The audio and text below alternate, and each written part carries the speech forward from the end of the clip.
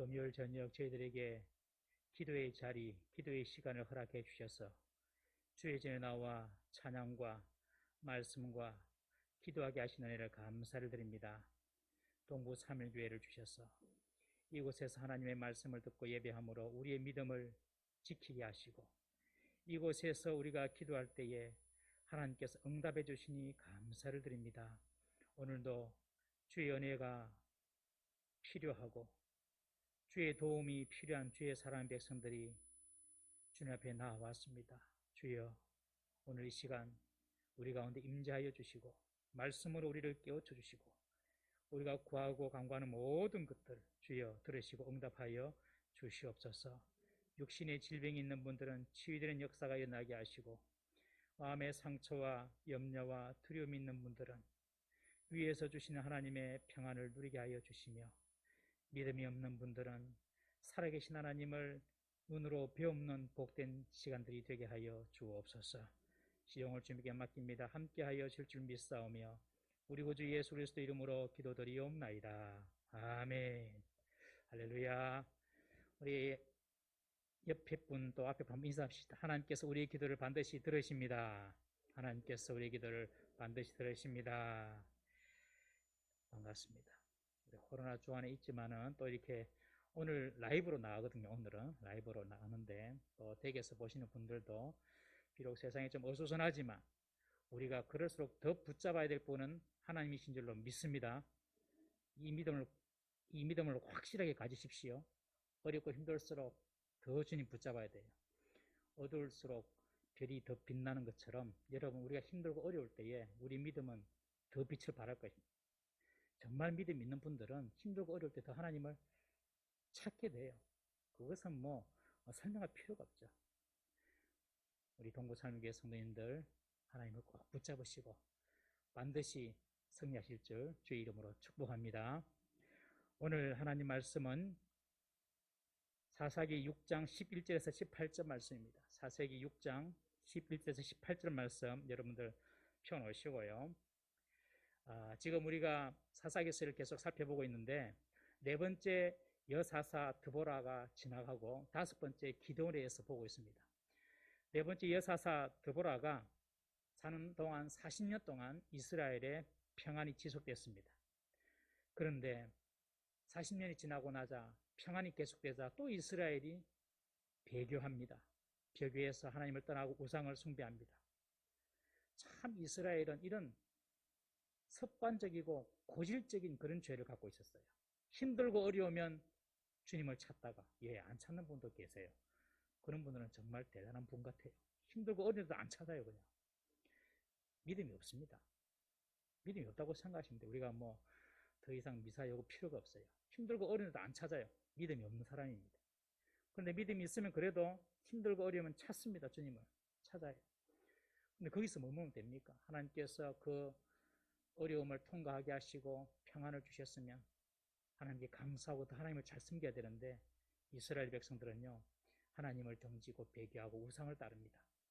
아주 이런 사사기의 이 패턴이 나타나는데 아주 습관적이고 그리고 고질적인 병처럼 고질적으로 이스라엘 백성들은 하나님을 배신하고 떠나갑니다.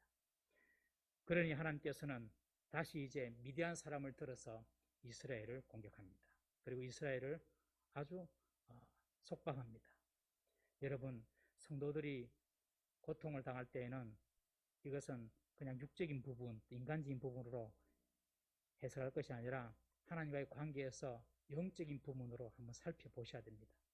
이스라엘이 미디안에 의해서 고통받는 것이 그들이 군사력이 약해서 돈이 없어서 힘이 없어서가 아닙니다. 하나님을 떠났기 때문에 그렇습니다. 하나님을 떠났기 때문에. 우리에게 어려움이 온다면 늘 하나님 앞에서 자신을 살펴보기를 주의 이름으로 부탁을 드립니다. 이스라엘은 어려울 때는 하나님 찾지만 좋아지면 하나님을 떠나는 정말 습관적이고 고질적인 이런 죄를 계속 짓고 있었습니다. 여러분 우리들에게도 이런 습관적이고 고질적인 죄가 없는지 한번 살펴보시기 바랍니다. 조그만 일에도 쉽게 분노하는 것, 그런 것들이 어떻게 고질적이고 습관적인 그런 죄가 될 수 있어요? 이런 분노는 교만한 사람이 하는 것입니다. 교만하기 때문에 분노하는 것입니다. 게으른 것, 여러분, 게으름이 습관적이고 고질적인 우리의 죄가 될 수 있습니다. 게으름은 하나님께서 주신 기회와 축복과 은혜를 다 놓쳐버립니다. 여러분. 또 남을 쉽게 판단하고 험담하는 것, 남에 대해서 함부로 말하는 것, 그런 것들이 우리의 습관적이고 고질적인 죄가 될 수도 있습니다. 아예 남에 대해서는 말을 하지 마십시오. 그러면 하나님께서 복을 주십니다. 그리고 또 하나님보다도 돈을 더 사랑하는 것, 하나님보다도 어떤 사람을 더 의지하는 것, 혹은 술이나 마약이나 음란이나 오락, 중독, TV도 너무 오래 보면 안 됩니다. 그것도 우리의 영적인 어떤 해로움이 될 수 있습니다. 고질적이고 습관적인 우리의 죄가 있다면 여러분, 이번 사사기 강의하면서 다 끊어버리시기를 주의 이름으로 축원합니다. 이런 죄를 끊어버리면 여러분들 고통이 끝납니다. 그리고 하나님의 축복이 눈에 보이게 임합니다. 하나님 보기에 눈에 보이게 임해요. 눈에 보이게. 하나님께서 우리들에게 고마해라 이럴 때가 있습니다. 여러분. 고마해라. 그럴 때는 고마해야 됩니다. 그래서 더 나가면 안 됩니다. 이제 고마해라. 그까지는 내가 봐줄게 이럴 때가 있습니다. 하나님이 내가 다 이해한다. 이제 그만해라. 그러면 그만해야 됩니다. 아마 그런 음성을 들어보신 분이 신앙생활 하신 분들은 다 경험하셨을 거예요. 하나님은요, 이런 고질적이고 습관적인 이 이스라엘, 죄를 짓는 이스라엘 백성에게 미디안 족속을 보내서 7년 동안 억압합니다. 미디안 족속은 이스라엘의 동쪽 지역 사막에서 이렇게 살던 그런 어떤 유목민입니다. 유목민. 그런데 이들은 지금까지의 다른 가나안 족속과는 다르게 아예 이스라엘 땅을 차지하고 이스라엘 거민들을 그냥 이스라엘 땅에서 쫓아낼 요랑으로 들어왔어요. 우리가 지난주 살펴보았지만 낙타떼 갖고 오고 자기 양떼 소떼 들고 오고, 아니 남의 나라 가서 남의 거 뺏어올 사람이 생각해 보셔요. 자기 낙타떼 데리고 가고 자기 소떼 데리고 가고 천막 치고 이런다니까요. 이 말은 무슨 말이냐. 이 미디안은 다른 족속과 다르게 그냥 거기에서 이스라엘 땅에서 눌러 앉으려고 작정을 한 거예요. 그리고 이스라엘 거민들은 그들이 두려워서 산속으로 다 도망갑니다. 산속으로. 산속에 들어가서 굴이나 산성을 만들어 놓고 그들은 피신했습니다. 7년 동안 그렇게 눌려 삽니다. 드디어 미디안 사람들의 압박이 심해지자 이스라엘은 결국 참지 못하고 다시 여호와께 구원을 호소하며 부르짖습니다. 여러분, 성도에게는 핵 무기보다도 더 위대한 무기가 있습니다. 그것이 뭐냐? 바로 기도입니다. 그것도 부르짖는 기도입니다. 여러분, 간절하게 마음을 소리를 높여서 소리를 질러서 드리는 기도가 좋다는 말이 아니라 내 가슴에서 나오는, 내 마음에서 저 깊은 곳에서 나오는 그런 진실한 기도. 여러분, 그런 기도 드려보셨죠? 마음에서 나오는 그런 하나님의 도움을 간절히 구하는 그런 간절한 기도, 그런 기도를 하나님께서 들으십니다. 대단한 무기입니다, 여러분. 그러나 무기를 갖고 있어도 안 쓰면 무용지물이지요. 땅에서 매면 하늘에서도 매이고 땅에서 풀면 하늘에서도 풀린다고 했는데, 그런 무기를 주셨지만 우리가 사용 안 하면 아무 소용없는 것입니다. 그래서 우리 성도님들은 공적인 기도의 자리, 개인적으로 하나님 앞에 나가는 기도의 자리를 반드시 가지기를 주의 이름으로 축원합니다. 힘들고 어려우면 하나님께 부르짖어야 됩니다. 가난하면 돈 달라고 기도해야 됩니다. 아멘. 별로 아멘 소리 좀 작지? 예? 가난하면 돈 달라고 기도해야 됩니다. 몸이 아프면 하나님 아파서 못 살겠어요, 살려주세요, 기도해야 됩니다. 지혜가 없으면, 머리가 나쁘면, 제가 이리를 키울 때는 하루에 몇 번씩 머리에 손을 넣고 이 돌머리가 금머리가 되게 달라고 기도했는데, 우리 이놈이 둘째를 낳고 난 뒤는 까먹어버렸어요. 그 기도를 안 했어요. 금방 가르쳤는데도 까먹고요. 금방 가르쳐줬는데도 몰라요. 그래서 며칠 전부터 다시 시작했습니다. 주여, 이 머리를, 돈머리를 금머리가 되게 해달라고. 여러분 지혜가 필요하면 하나님 지혜 주십시오. 기도해야 됩니다. 힘들고 어려울 때에 하나님께 부르짖어야 돼요. 오늘 우리 준영이가 드럼을 쳤는데 우리 준영이가 서울의 가천대학교 음대 합격했고요. 장학생으로. 그리고 또 서울의 장신대학교 좋은 학교입니다. 거기도 합격했습니다. 근데 지가 가고 싶은 데는 부산대학교입니다. 나는 부산에 있었으면 좋겠습니다. 서울 가지 말고 부산에 있었으면 좋겠어요. 뭐 청년부터 지금 부흥시켜야 되는데 지금 한 사람이 너무너무 소중한데 그런데 부산대에는 4번입니다. 4번 후보 4번 4명이 나가야 지가 되는 거예요. 준영아 오늘 밤에 부르짖어라. 여러분들 생각할 때 하나씩 거둬주세요. 기도를 하나씩 한마디씩 거들어주세요. 여러분 우리가 힘들고 어려울 때 하나님께 반드시 기도해야 됩니다. 이스라엘이 고통 중에 부르짖자 하나님께서 이전에는 바로 사사를 보냈는데 신기하게 이번에는 다르게 선지자를 먼저 보냅니다. 하나님의 사람을 먼저 보내서 죄를 일일이 딱 지적해 주십니다. 워낙 말귀를 못 알아들으니까 딱딱딱 먼저 말씀으로 지시해 주세요. 기분 나쁘죠? 자기 단점 드러내면 기분 좋아서 못 있겠습니다. 그러나 내 귀에 쓴 것이 나를 살리는 것입니다. 여러분. 분명한 것입니다. 왜 이스라엘이 이렇게 미디안으로부터 압제받고 사느냐? 다 가나안을 다스려야 할 이스라엘이 왜 이렇게 압제받고 사느냐? 하나님의 말씀을 청종하지 않고 불순종했기 때문이다. 여러분 지난주에도 말씀드렸지만 신앙생활은 절대로 복잡한 것이 아닙니다. 신앙생활은 내 생각 내려놓는 것입니다. 내 고집 내려놓는 것입니다. 내 욕망 내려놓고 하나님의 소리를 듣고 순종하는 것이 바로 신앙생활인 줄 믿으시기 바랍니다. 쉽습니다. 내가 이게 안 내려져서 그렇지. 이제 딱 아시잖아요. 이제 알았잖아요. 아, 나를 내려놓는구나. 내가 이게 생각이 있더라도 하나님께서 환경을 또 막 그걸 만들어 주시고 또 사람들을 통하여 들리는 말이 있으면 탁 쳐볼 수 있어야 됩니다. 하나님은 이스라엘의 부르짖음을 들으시고 이번에도 이스라엘을 긍휼히 여기시고 이스라엘을 구원할 한 사사를 세워주십니다. 그가 바로 기드온이었습니다. 기드온이라는 말의 뜻은 나무를 패는 사람, 나무를 자르는 사람 그런 뜻입니다. 밀농사를 짓는 농부였습니다. 한마디로 농부였어요. 농부. 11절 12절 우리 함께 읽어보겠습니다. 11절 12절 시작. 여호와의 사자가 아비에셀 사람 요아스에게 속한 오보라에 이르러 상수리 나무 아래에 앉으니라.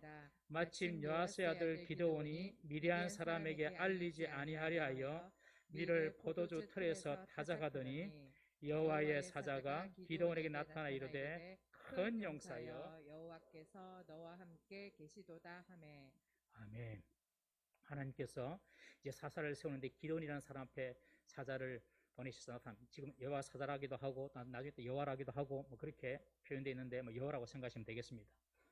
기드온이 미디안 사람의 눈을 피해서 지금 뭐 하고 있냐면 포도주 틀에서 밀을 타다하고 있을 때입니다. 하나님께서 그런 기드온을 찾아오십니다. 그리고 뭐라고 부르느냐? 기드온을 큰 용사라고 부르십니다. 큰 용사 기드온아. 그러면서 하나님께서 너와 함께 하신다. 그렇게 말씀해 줍니다.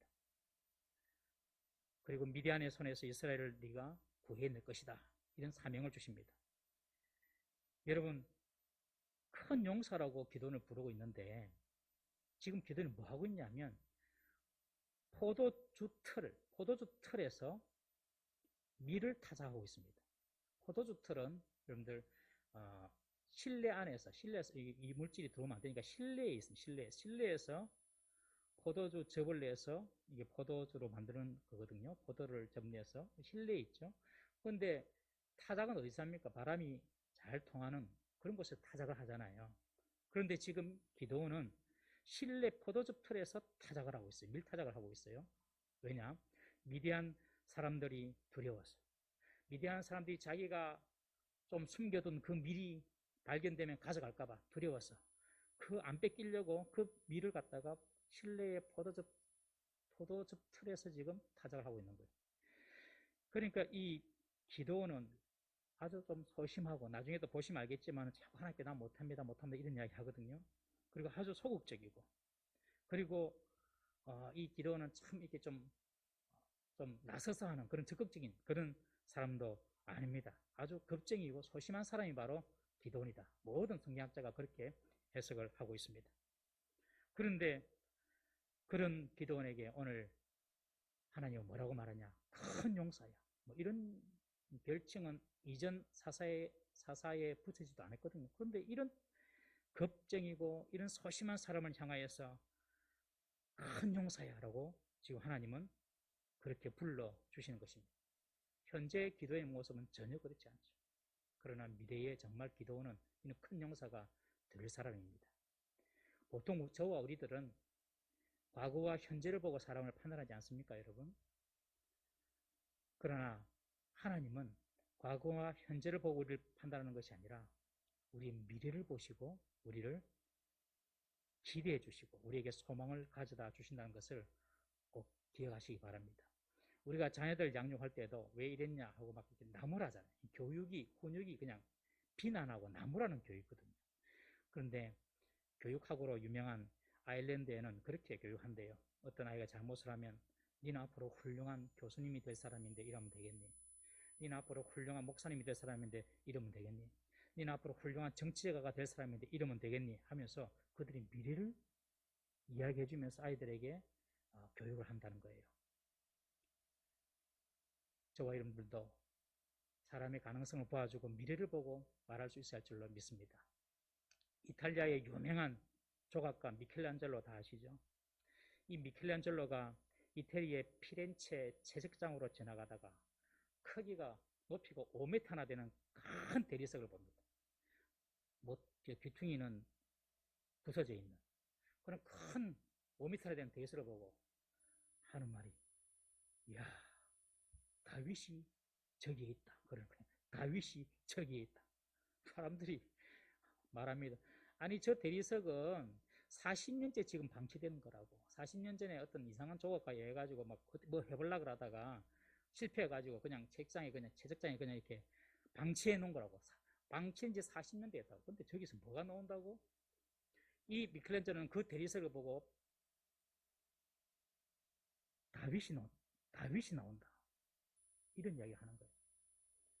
미켈란젤로는 40년 동안 방치된 그 대리석을 가지고 와서 돌을 다듬고 깎아서 위대한 다윗상을 만듭니다. 그 그림이 이 그림입니다. 한번 띄워주시겠습니까? 이 그림. 이태리 가면 볼 수 있습니다. 저도 아직 안 가봤습니다. 아무도 그들도 보지 않았던 돌이지만 이 미켈란젤로는 미래를 보는 눈을 갖고 있었어요. 이런 눈이 있어야 됩니다. 여러분, 예수님도 사람을 보실 때 늘 미래를 보아주십니다. 현재의 실수, 과거를 보는 것이 아니라 미래를 보아주십니다. 우리 요한복음 13장 36절에서 38절 다 같이 한번 읽어보겠습니다. 시작. 시몬 베드로가 이르되 주여 어디로 가시나이까? 예수께서 대답하시되 내가 가는 곳에 내가 지금은 따라올 수 없으나 후에는 따라오리라. 베드로가 이르되 주여 내가 지금은 어찌하여 따라갈 수 없나이까? 주를 위하여 내 목숨을 버리겠나이다. 예수께서 대답하시되 내가 나를 위하여 내 목숨을 버리겠느냐? 내가 진실로 진실로 내게 이르노니 닭 울기 전에 내가 나를 부인하리라. 네가 세 번 나를 부인하리라. 만약에 예수님께서 베드로가 자기를 부인하는 그 장면만 그리고 그 상황만 알고 계셨다면 베드로는 훌륭한 제자가 될 수 없었겠죠. 그러나 예수님께서는 베드로의 그 미래를 아셨어요. 지금은 비록 네가 나를 따라올 수 없지만 후에는 네가 나를 따라올 수 있을 거야. 예수님이 현재만 보고 사람을 쓰셨다면 아무도 예수님의 제자가 될 수 없었습니다. 예수님을 믿는 사람을 잡아 죽였던 사울도 마찬가지입니다. 사울도 결국엔 예수님을 처음에는 예수 믿는 사람을 잡아 죽였지만 나중에는 정말 신실한 사도가 되지 않습니까, 여러분? 제가 일전에도 말씀드렸죠. 하버드 대학생들이 가장 많이 듣는 말이 무슨 말이냐고. 혹시 기억하십니까? 제가 한 1년 전에 한 것 같은데. 하버드 대학생들이 조사를 했는데 가장 많이 듣는 말이 니 공부 열심히 해라 이 말이 아니랍니다. 그런 말은 아예 듣지도 않고 자랐어요. 이런 말입니다. 너 앞으로 잘 될 거야. 모든 것이 너에게 잘 될 거야. You will be okay. Everything is going to be okay. You will be okay. 이런 어떤 미래에 대한 희망과 믿음과 긍정적인 소망의 말을 많이 듣었다는 거예요. 그러니까 그 아이들이 때로는 공부하면서 지치고 힘들 때 다시 난 잘할 수 있으니까 하고 다시 힘을 내어서 공부를 할 수가 있었던 것입니다. 여러분, 미래를 볼 줄 아는 축복이 저와 여러분들 있기를 바랍니다. 미래를 보는 눈이 열려야 됩니다. 혹시 여러분들에게 여러분들을 좌절하게 하고 여러분들의 미래를 부정적으로 말하는 소리를 들어본 적이 있습니까? 넌 안 돼. 너는 이래서 안 돼. 네 미래는 별 볼 일 없을 거야. 여러분, 그런 이야기에 너무 마음 쓰지 마십시오. 우리의 미래는 하나님의 손에 있음을 믿으시기 바랍니다. 하나님의 손에서 우리의 미래가 빚어지는 것입니다. 지금 기도원은 큰 용사의 자질이 보이지 않습니다. 그냥 소심하게 급쟁이로 포도즙을 만드는 접틀에서 밀타작이를 하는 그런 사람이었습니다. 그러나 하나님은 네가 큰 용사가 될 수 있을 거야. 기도는 이렇게 미래의 큰 용사가 될 수 있는 비결이 무엇입니까, 여러분? 이어서 하는 말입니다. 하나님이 너와 함께 하신다. 하나님이 함께하는 사람. 이 사람을 누가 이기겠습니까, 여러분? 왜 기도원이 큰 용사가 됩니까? 하나님께서 함께 하시기 때문에. 왜 하나님께서 함께 하시는 사람이 큰 용사가 될 수 있습니까? 하나님이 큰 용사이기 때문에 그렇습니다. 우리 출애굽기 15장 3절 말씀 한번 읽어보겠습니다. 시작. 여호와는 용사시니 여호와는 그의 이름이시로다. 하나님이 용사시니 하나님이 함께하는 기도원도 급쟁이 기도원도 용사가 되는 것이죠. 소년 다윗이었지만 골리앗 앞에 섰을 때 너는 칼과 창과 단창으로 내게 나아오거니와 나는 만군의 하나님 여호와의 이름으로 내게 나아가노라. 소년 다윗이었지만 그 거구 골리앗을 이길 수 있었던 것도 용사 되신 하나님께서 함께 하시기 때문에 그렇습니다. 성경에 보면 다윗은 전장에 나가서 전투에 나가서 한 번도 진 적이 없어요. 진 기록이 없어요. 왜 그랬을까요? 10편, 18편, 29절 한번 읽어보겠습니다. 시작. 내가 주를 의뢰하고 적군을 향해 달리며 내 하나님을 의지하고 담을 뛰어 넘나이다. 10편 44편 5절 읽어봅니다. 시작. 우리가 주를 의지하여 우리 대적을 누르고 우리를 치러 일어나는 자를 주의 이름으로 밟으리이다. 다윗은 항상 전장에 나갈 때마다 내가 주님을 의지합니다. 내가 주님을 의뢰합니다. 여러분, 전장에서 늘 하나님을 기억하고 늘 하나님과 함께하기를 사모했던 사람이 바로 다윗입니다. 그러니 전장에서 진리가 있겠습니까, 여러분? 주께서 우리와 함께하심을 절대 잊지 말기를 주의 이름으로 부탁합니다. 예수님의 이름이 다른 이름이 임마누엘 잘 아시다시피 하나님께서 우리와 함께하신다. 예수님을 믿는 사람은 하나님이 함께하는 사람인 줄 믿으시기 바랍니다. 늘 기억하시고 하나님 나와 함께하신다. 어떤 순간에도 하나님께서 나와 함께하신다. 하나님께서 우리와 함께하시면 여러분들보다 힘이 세고 여러분들보다 능력 있고 여러분들보다 조건 좋은 사람도 여러분 다 이길 수 있습니다. 하나님께서 함께하시면 귀신도 우리가 이길 수 있어요. 믿습니까? 하나님께서 함께하시면. 여러분, 우리가 누구와 함께 있느냐, 이것이 너무너무 중요한 것입니다. 여러분들이 사람을 만날 때에도 그 사람이 하나님과 함께 있는 사람인가를 살펴보셔야 됩니다. 우리가 창세기를 보는데 롯을 보는데 롯이 소돔으로 들어가서 실패하지 않습니까? 나중에 또 더 큰 실패를 하게 되는데 롯은요, 소돔의 풍부한 물을 보고 들녘을 보았지만은 롯은 소돔 사람이 하나님 앞에서 악한 것을 보지 못했어요. 하나님이 함께하지 않는 사람과 함께한 거예요. 유다의 아마샤 왕, 우리가 지금 역대기하를 하고 있는데 유다의 아마샤 왕이 에돔을 칠 때에 군사 30만 명을 모읍니다. 그런데 자기들 군사로는 이 에돔을 칠 수 없을 것 같아서 북이스라엘에 은 100달란트를 주고 북이스라엘 사람 용병 10만 명을 사서 데리고 옵니다. 그때 하나님의 사람이 아마샤 왕에게 이런 말합니다. 역대하 25장 7절 말씀 한번 읽어보겠습니다. 시작. 어떤 사람의 하나님의 사람이 아마샤에게 나와서 이르되 왕이여 이스라엘 군대를 왕과 함께 가게 하지 마옵소서. 여호와께서는 이스라엘 곧 에브라임 자손과 함께 하지 아니하시나니 이스라엘 에브라임 자손과 하나님은 함께하지 않습니다. 이 이스라엘, 북이스라엘 말합니다.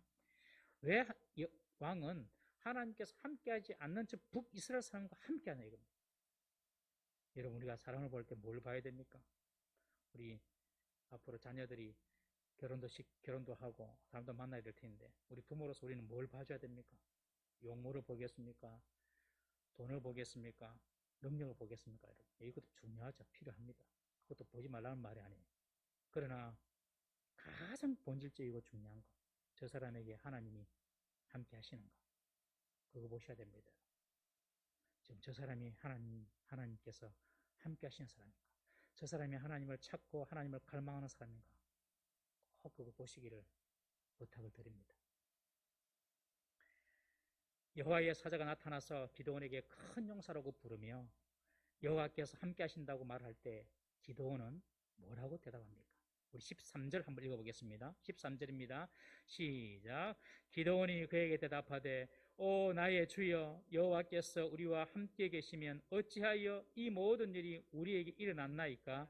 또 우리 조상들이 일찍이 우리에게 이르기를 여호와께서 우리를 애굽에서 올라오게 하신 것이 한 그 모든 이적이 어디 있나이까? 이제 여호와께서 우리를 버리사 미디안의 손에 우리를 넘겨주셨나이다 하니 기드온의 불평이 나옵니다. 하나님께서 우리가 함께 하신다면 지금 미디안이 우리 이 땅을 지배하고 우리가 지금 산으로 쫓겨가고 이런 일이 생깁니까? 지금 출애굽할 때면 기적 많이 베풀었다 하는데 그 출애굽의 기적이 지금 어디 있습니까? 하나님 우리를 버렸지요. 지금 기드온은 하나님께 정말 서술한 것이 많고 하나님의 일처리에 대해서 불만이 많았던 것 같습니다. 하나님이 함께 하신다면 하나님의 기적으로 미디안 좀 쉽게 물리쳐 줄 수 있잖아요 하면서 지금 여호와의 사자에게 원망하며 불평하며 푼념을 토하고 있는 것입니다. 여러분, 불평을 많이 하고 불만이 가득한 사람 만나면 기분 좋습니까? 근데 쥐 받고 싶죠, 그죠? 기분 나도 나빠져요. 불평 많고 불만 많이 하는 사람 옆에서는 그냥 이렇게 기분이 나빠져요. 하나님이 불평하는 기도는 얼마나 쥐어받고 싶었겠습니까? 출애굽한 이스라엘 백성들이 광야에 다니면서 하나님께서 반석을 통하여 물도 주고 하늘에 만나를 통하여 만나도 내려주고 이거 한 번 더 먹고 조금 시간이 지나가니까 뭐라고 합니까? 우리 광야에서 우리를 죽이려고 하느냐? 왜 출애굽시켜가지고 거기서는 고기도 먹고 마늘도 먹고 이랬는데 우리를 광야에 이렇게 죽게 만드냐? 물도 없고 마실 물도 없고 이 박한 이 하찮은 이 만나 이거 뭐냐? 하나님께서 주신 것을 이 하찮은 것 뭐냐?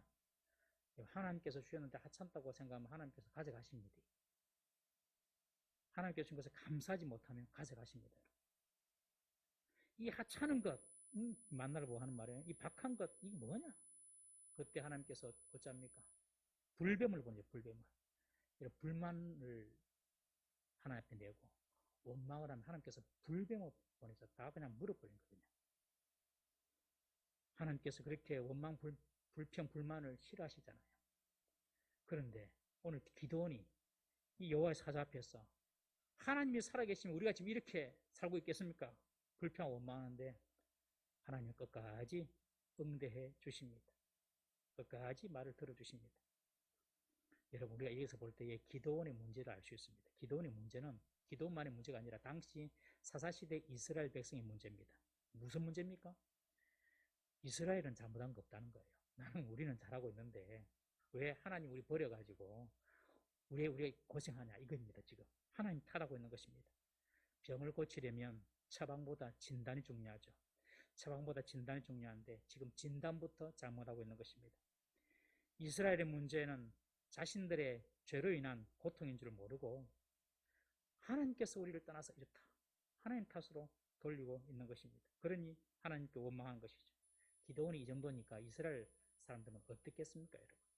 여러분, 병 중에 가장 심각한 병이 원인을 모르는 병이랍니다. 원인을 모르는 병. 우리가 우리 자신을 모르는 것이 제일 큰 병입니다, 여러분. 내 자신을 모르는 것이 제일 큰 병이에요. 동의하시죠? 그래서 귀를 그냥 다 열어야 돼. 귀를 다 열고 뭐라고 말하니까 다 들어야 되는 거예요. 다 듣다가 아니다 싶은 것은 처리내고 그럼 일단 귀를 열어야 돼. 특별히 하나님 말씀 앞에서 귀를 열어야 돼. 자기가 자기를 제일 모르거든요, 여러분. 제일 몰라요. 저는 중학교 1학년 때 짜장면을 먹고 집에를 가고 있었는데 사람들이 저를 보고 너무너무 마치 저를 아는 사람처럼 저를 보고 다 미소를 지어주면서 가더라고요. 나는 모르는 사람인데 저를 보고 웃어주면서 가는 거예요. 저기로 가는데 그럼 내가 좀 유명한갑다. 내가 좀 잘생겼는갑다. 완전 자뻑 잘생겼는갑다. 그래가지고 중학교 1학년짜리가 사람들이 왜 지나가면서 나를 이렇게 보면서 웃어주냐고 거울을 딱 보니까 짜장이 여기까지 다 묻어있는 거죠. 짜장. 저는 그 뒤로 뭘 먹을 때 항상 입을 닦으면서 먹습니다. 자기가 자기를 제일 모르는 거예요. 이 기도원이 지금 이스라엘이 이런 고통을 받고 있는 것 하나님 탓 아닙니까? 그렇게 말하고 있습니다. 여러분, 많은 경우 내 탓이 많습니까? 하나님 탓이 많습니까? 여러분, 우리가 어떤 경우는요, 나하고는 전혀 상관없는 없이 당하는 일도 있죠. 타인의 어떤 실수나 타인의 어떤 부주의로 내가 어려움을 처할 수도 있습니다. 그런 경우도 분명히 있어요. 그렇지만 우리가 어떤 공경을 딱 어려움을 당할 때에는 정말 내 탓인지 하나님 탓인지 우리가 한번 생각을 해볼 때 내 탓이 많은지 하나님 탓이 많은지 한번 깊이 한번 돌아봐야 됩니다. 어려움을 당하면 보통 이렇게 말하죠. 왜 하나님 접니까? 왜 접니까? Why me? 우리가 다니엘 기도원에 볼 때도 처음에 Why me? 왜 하나님 저에게 이런 하나님 앞에 그런 어떤 이야기를 한다고 했죠. 저도 그럴 것 같더라고요. 갑자기 무슨 생각지도 못한 불치병이 생기면 왜 접니까? Why me? 그렇게 될 것 같더라고요. 근데 곰곰이 조금 더 생각을 해보니까 하나님께서 제가 Why me? 라고 이야기했을 때 왜 접니까? 라고 이야기했을 때 하나님이 Why not? 이라고 말한다면 저는 할 말이 없겠더라고요. Why not? 왜 안 되는데? 왜 니는 꼭 잘 돼야 되나? 왜 니는 네 인생에 고난과 고생이 없어야 되나? 니는 고난과 고생이 없고 실패가 없을 정도로 니는 하나님 앞에서 내 앞에서 완벽하나?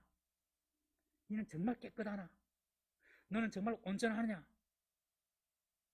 Why not? 그렇게 하나님께서 말씀하시면 저는 할 말이 없더라고요. 정말 할 말이 없겠더라고요.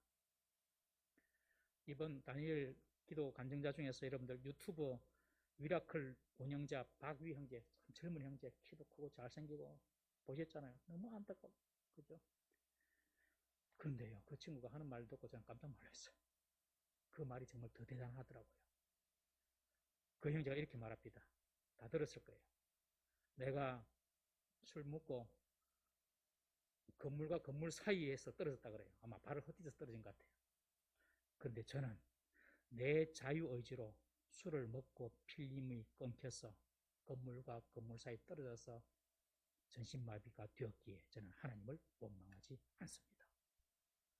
와, 저는 그 말 듣고 정말 저는 그 친구가 대단해 보이더라고요. 내 자유의지로 죄를 지었기 때문에 이런 전신마비에 이런 고통이 온 것을 가지고 난 하나님께 원망하지 않겠습니다. 여러분, 우리가 지금도 누구 탓, 하나님 탓, 원망하며 불평하며 우리가 하나님 앞에 하소연하고 있는 것은 없습니까? 여러분들의 아내와 여러분들의 남편을 만난 것이 내 문제입니까? 하나님의 문제입니까?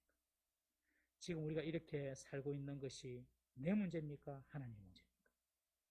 우리가 잘 깨닫고 이 기도원 같은 어리석은 그런 불평은 하지 말아야 할 줄로 믿습니다. 이때 여호와는요, 기도원의 그 어리석은 질문에 대꾸도 하지 않고 기도원에게 사명을 줍니다. 14절입니다. 14절 한번 읽어보겠습니다. 시작.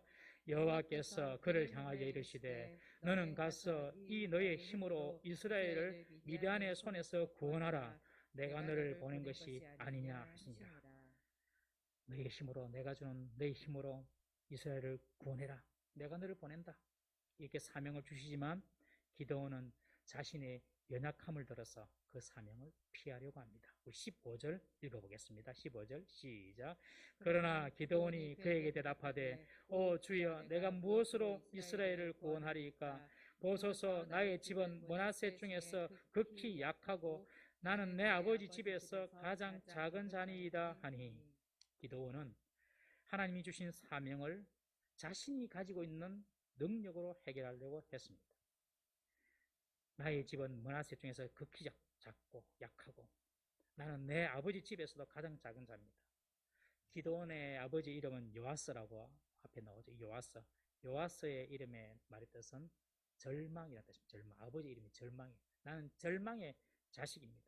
그러면서 기드온은 단순히 자신을 낮추는 것이 아니라 정말로 자신이 비천하고 보잘것없는 자라고 생각하면서 그렇게 말을 하고 있습니다. 여러분, 우리들도 이렇게 스스로 자신을 비하할 때가 많지 않습니까, 여러분? 나는 이것도 못하고 저것도 못하고 이것도 부족하고. 예레미야도 보면 예레미야 1장 6절에 그렇게 말합니다. 하나님께서 예레미야에게 하나님의 말씀을 주겠다고 가서 선포하라고 하니까 1장 6절 한번 읽어볼까요? 시작. 예레미야 1장 6절 있습니까? 없나 보면 제가 읽어드릴게요. 이르되 슬프도소이다. 주 여호와여 보소서 나는 아이라 말할 줄을 알지 못하나이다 하나니. 나는 말할 줄은 몰라요. 나는 아이입니다. 이렇게 자신을 그냥 아이라고 생각하는 것입니다. 겸손해서 이렇게 말하는 것은 좋겠습니다만 하나님께서 말씀하시고 하나님께서 보내시려고 하는데 이렇게 자꾸 자기만 바라보고 부정적으로 이야기하는 것은 그것은 하나님 앞에서 좋은 것이 아닌 것이죠. 우리는 정말 이런 시험에 빠지기가 쉽습니다. 주님의 사명이나 주님의 명령이 떨어지면 우리는 무엇부터 봅니까? 이것이 하나님 뜻인가? 하나님께서 원하시는가? 그걸 보는 것이 아니라 내가 그것을 할 수 있는가? 그걸 먼저 봅니다. 내가 그것을 할 수 있는가? 그러면서 내가 이것밖에 안 되는가? 내가 이것밖에 안 되는데 내 능력이 있는가? 내 물질이 있는가? 내 은사가 있는가? 여러분, 항상 자기를 먼저 봐요. 하나님의 뜻인지 아닌지가 중요하지 내가 할 수 있느냐 할 수 없느냐가 중요한 것이 절대 아닙니다, 여러분. 정말 중요한 사실이에요. 지금 기도는 나는 우리 집안도 별로 볼품없고 우리 집안에서도 나는 작은 자고 나는 할 수 없습니다. 자기를 보는데 정말 하나님께서 원하시는 것이라면 하나님께서 거기 합당한 능력을 주지 않겠습니까, 여러분? 동의하시죠? 교회 일도 마찬가지입니다. 우리가 어떤 그 일을 할 때에 정말 그것이 하나님께서 원하시는 뜻이면 되게 돼 있습니다. 되게 돼 있어요. 이것이 한 뜻인지 아닌지를 우리가 생각해야 돼요. 저는 우리 다음 세대가 중요하고 물론 우리들도 지금 현재도 중요하지만 다음 세대가 얼마나 중요합니까? 이 다음 세대를 위해서 우리가 교회가 기도를 많이 하고 또 기도가 헌신을 많이 하려고 하는데 지금 우리가 당에서 이야기되고 있는 것이 우리 본당 우리 밑에 지하 공간 지금 7년 동안 8년 동안 방치되어 있습니다. 7, 8년 동안 교회 공간이 방치되어 있습니다. 그거 보고 여러분들이 가슴이 아프셔야 돼요. 뭔가 저기서 하나님 뜻을 위하여 저 공간을 활용해야 되는데 그런 생각을 가지셔야 돼요. 그래서 당에서 지금 이야기가 된 것이 저 지하 공간을 우리 다음 세대 아이들이 와서 편하게 머물고 또 놀기도 하고 또 모일 수 있는 그런 어떤 공간으로 만들자. 그렇게 지금 당에서 준비를 하고 기도를 하고 있습니다. 그런데 문제는 이 지하실이니까 환기가 잘 돼야 되거든요. 이게 제일 큰 문제입니다. 환기가 잘 돼야 되고 또 지하실의 느낌이 하나도 들면 안 되거든요. 그러니까 이 뭐 준비하려고 그러니까 좀 만만치 않겠어요. 그런 생각이 또 들어요. 그렇지만은 그럼에도 불구하고 우리가 잘 꾸며서 잘 준비해서 우리의 다음 세대들이 와서 이곳에서 머물면서 또 이곳에서 교제하고 또 이곳에서 하나님을 만나고 그러면 얼마나 좋겠는가 그런 생각을 해봅니다. 제가 볼 때는 그렇게 어려운 일 아니에요. 어렵다고 생각하면 어렵지만 사실은 하나도 안 어렵습니다. 하나님 뜻이면 하나도 어렵지 않습니다. 하나님 뜻이면 한 달만 해도 불적됩니다. 하나님 뜻이면 이게 하나님 뜻인지 아닌지 그게 중요한 것이지. 우리가 할 수 있냐 할 수 없냐가 중요한 것이 아니라 하나님 뜻이면 하나님께서 우리 교회의 한 공간을 다음 세대를 위하여서 저렇게 하려 하고 준비시키는 것 하나님께서 기뻐하시면 여러분들 저는 너무너무 쉽게 될 줄로 믿습니다. 우리가 항상 기억해야 될 것은 내가 할 수 있느냐 할 수 없느냐 그게 아니라 하나님께서 정말 이것을 원하시고 하나님의 뜻이 있는가 늘 그것을 살펴봐야 할 줄로 믿습니다. 이렇게 계속해서 자신만 바라보고 할 수 없다고 이야기하는 기드온에게 여호와의 사자가 계속 반복하면서 하는 말이 무엇입니까? 16절입니다. 우리 16절 한번 읽어보겠습니다. 시작. 여호와께서 그에게 이르시되 내가 반드시 너와 함께 하리니 내가 미디안 사람 치기를 한 사람을 치듯 하리라 하시니라. 계속해서 이 하나님께서 여호와께서 하시는 말씀이 내가 반드시 너와 함께 하겠다. 그 많은 미디안 사람들 얼마나 많았습니까? 그냥 메뚜기 떼처럼 많았다고 기록되어 있죠. 메뚜기 떼처럼 지금 이스라엘에게 와가지고 거주하고 있는 거예요. 그런데 그 바닷모래 같은 많은 사람들을 한 사람 치듯이 하겠다. 내가 너와 반드시 함께 할 것이기 때문에 그렇다. 여러분, 정말 우리가 무엇으로 이스라엘을 구할 수 있습니까? 우리가 기도원이라면. 여러분, 내심 능력으로는 불가능하죠. 그러나 오늘 하나님께서 말씀하신 것처럼 내가 너와 함께 할 것이다. 그러면 미디안 사람, 메뚜기 떼같이만 미디안 사람을 한 사람 치듯이 할 것이다. 이 말을 믿으시기를 바랍니다. 우리를 보지 말고, 우리 자신을 보지 말고 하나님을 보는 믿음이 우리에게 있어야 할 줄로 믿습니다. 진짜 우리의 힘은 딴 데 있는 것이 아닙니다. 진짜 우리의 힘은 하나님께 있습니다. 여러분, 어떤 문제가 있죠? 사람마다 다 문제가 있습니다. 건강 문제, 또 물질 문제, 관계 문제, 또 자녀의 문제, 또 여러 가지 문제가 있는데 그 문제 가운데 하나님께서 나와 함께 하신다. 하나님께서 나를 알고 계신다. 하나님께서 나를 돕고 계신다. 여러분, 이런 믿음이 생기면요, 위에서 주시는 평안이 분명히 있는 줄 믿으시기 바랍니다. 예수님께서도 제자들에게 사명을 주셨죠. 마태복음 28장에 보시면 그러므로 가서 모든 민족을 제자로 삼아 아버지와 아들과 성령의 이름으로 세례를 주고 내가 내게 분부한 모든 것을 가르쳐 지키게 할지어다. 그러면서 하신 말씀, 내가 세상 끝날까지 너희와 항상 함께 있으리라. 여러분, 이거 우리가 항상 까먹고 살아요. 오늘 여러분들 하루 동안 직장생활 하시고 가정생활 하면서 하나님께서 나와 항상 함께 하신다 느끼셨습니까, 여러분?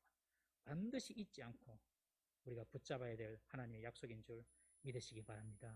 주님의 뜻이라면 못할 일, 못 이룰 일이 없는 것입니다. 주님께서 함께 하시고 주님 뜻이라면. 그 말을 들으니 기드온은 이렇게 말합니다. 정말 내가 그렇게 할 수 있다면 그렇게 말씀하시는 당신이 진짜 하나님인지 그 증표를 좀 보여주십시오. 그것이 17절, 18절입니다. 우리 17절, 18절 마지막으로 한번 읽어보겠습니다. 시작.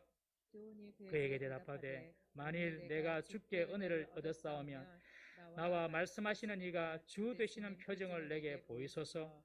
내가 예물을 가지고 다시 주께로 와서 그것을 주 앞에 드리기까지 이곳을 떠나지 마시기를 원하나이다 하니 그가 이르되 내가 너 돌아올 때까지 머무르리라 하니라. 하나님은요, 기드온이 내가 다시 예물을 갖고 올 때까지 잠깐 여기 계세요. 진짜 하나님인지 한번 확인해 봅시다. 그러면서 잠깐 계세요 하고 지금 예물을 가지러 갑니다. 그때 하나님이 뭐라고 하시면 저는 이 말씀을 보면서 참이 하나님의 마음이 느껴졌어요. 내가 너 돌아올 때까지 머무르리라. 일일이 이렇게 불평하고 원망하는 그리고 불신앙하는 기드온을 하나님께서 일일이 응대해 주십니다. 지금까지 이런 사사가 없었어요, 여러분. 그렇죠? 무슨 말이냐면 앞으로 사사도 갈수록 질이 떨어지는 것입니다. 수준도 떨어지고요. 앞으로 갈수록 뒤로 갈수록 사사임에도 불구하고 질이 자꾸 떨어져요. 그런데 하나님은 여전히 인내해 주시고 그걸 참아 주십니다. 내가 너 돌아올 때까지 머무르리라. 보통 우리 같으면 니 뺏기 없나? 치아라, 니 안 쓸란다. 다른 사람 쓸란다. 이렇게 할 수도 있는데 하나님은 기다려 주십니다. 한 사람을 하나님의 종으로 세우는데 하나님 끝까지 기다려 주시는 것을 봅니다. 베드로가 예수님께 예수님, 형제가 7번, 형제가 내게 잘못하면 몇 번 용서해야 됩니까? 7번이라도 용서합니까? 하니까 7번씩 70번이라도 용서하라. 그 말은 무슨 말씀이죠? 끝까지 하나님께서 기다려 주시겠다는 하나님의 마음을 보여주시는 것이죠. 여러분 어떻습니까? 저와 여러분들도 하나님이 우리에게 대해서 기다려 주셨기 때문에 그래도 이만큼 우리가 지금 하나님을 믿는 것 아니겠습니까?